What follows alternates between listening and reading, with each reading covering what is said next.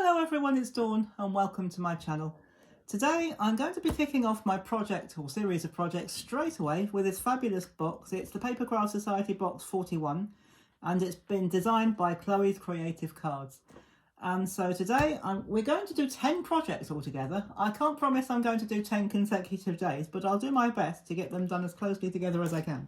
So we are going to make a 5x7 card and we're going to start with a card base. I've just used some white card and cut a 5x7 base, and I've used one of the fabulous papers to use as a backing paper, and I've just stuck that on with glue.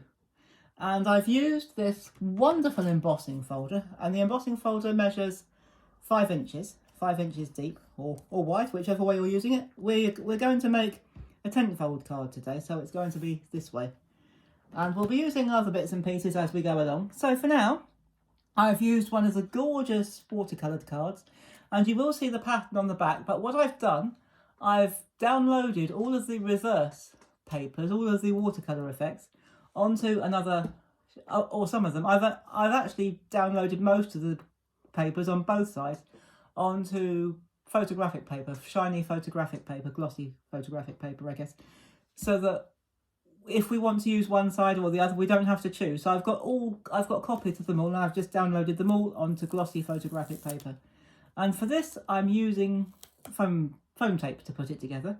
And my first panel is 5 inches long, and this has been through that folder. I'll leave that there, and we're going to lay that right on the edge, like that.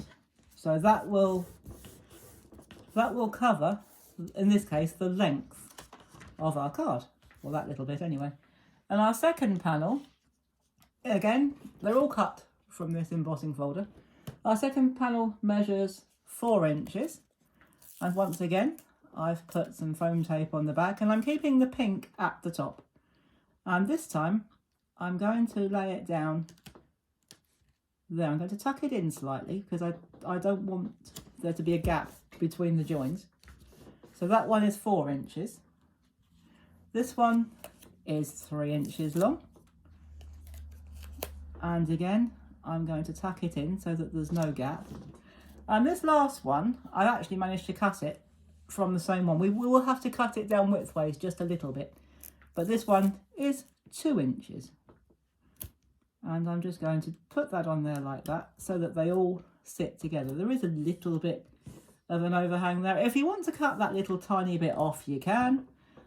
I'm actually not going to worry about it because it's so small I doubt if anyone will notice.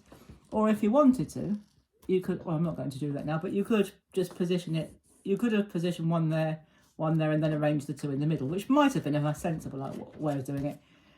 If you turn it over, if you've, like me, not been entirely accurate, you might get a little bit of overhang. If you do, take your scissors on the back, turn it over with the wrong side facing you, angle your scissors into the card and just cut off that overhang, and no one will know.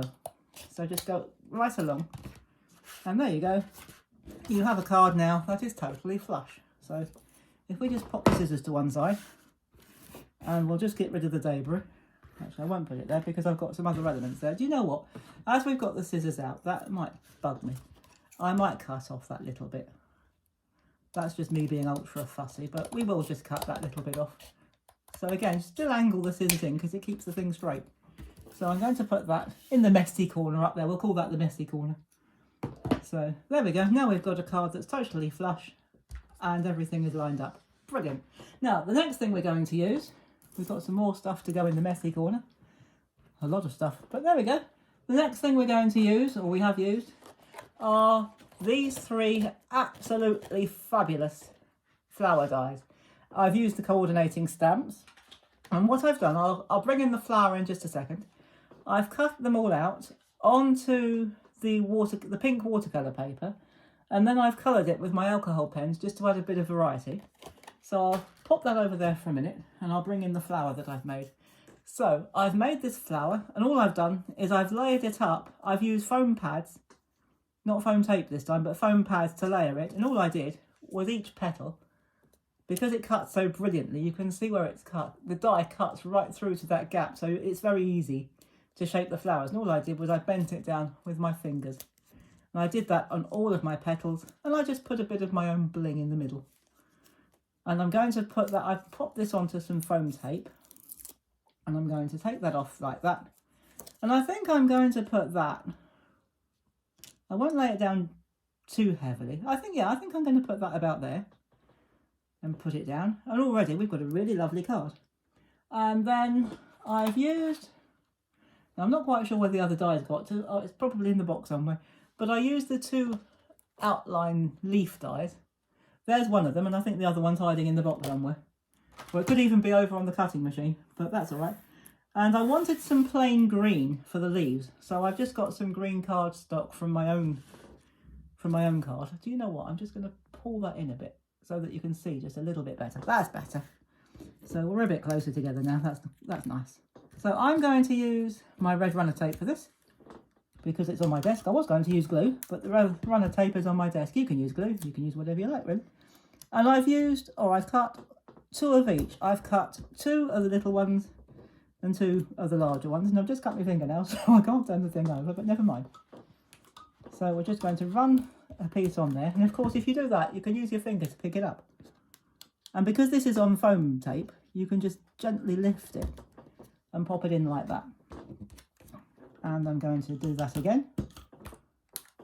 And this time I think we're going to put this one just under here, so it runs along there. We'll put 1 on the bottom and just 1 more, and we'll just run some tape on like that, pick it up with our finger, and we'll just tuck it under that leaf like that.